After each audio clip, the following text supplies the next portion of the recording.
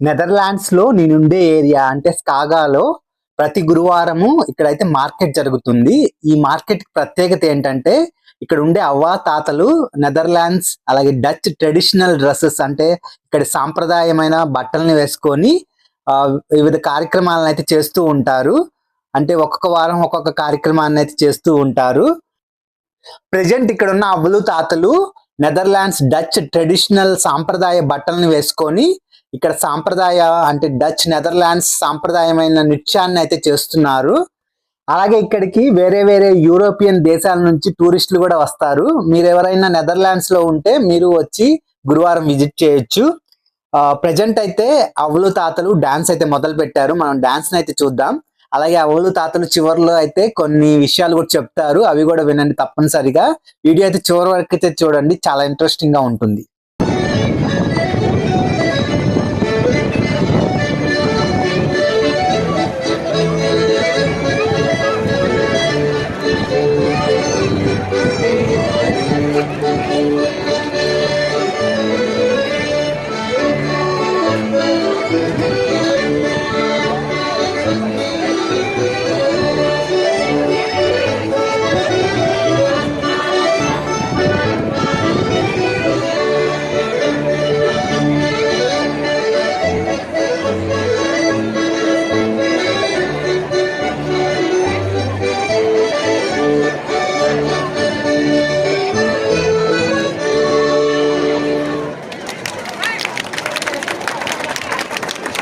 Where are you from?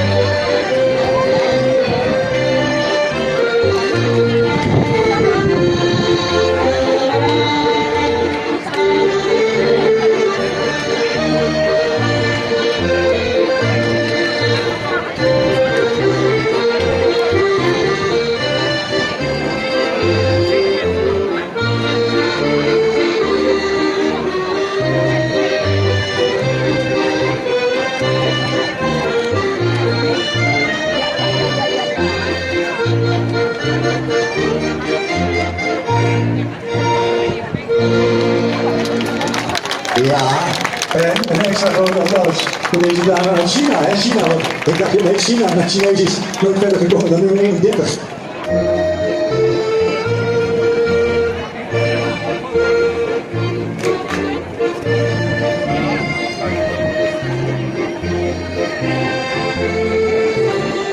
Mooi hè, daar gaan ze. Dus, kinderen, gaan touwen. Heb je ijsje? Kom eens. Heerlijk. Ja.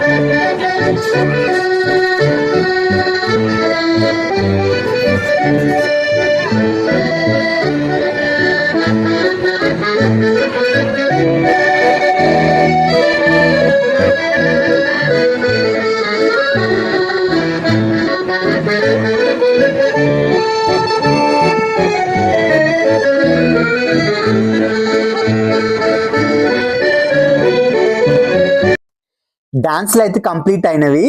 ఇప్పుడైతే ఇక్కడ ఉన్న అవ్వలు వాళ్ళ బట్టల గురించి అయితే చెప్తున్నారు. అలాగే ఇక్కడ ఉన్న పెద్దవ్వ వీళ్ళ బట్టల గురించి ఒక్కొక్కటైతే అందరికి చెప్తుంది.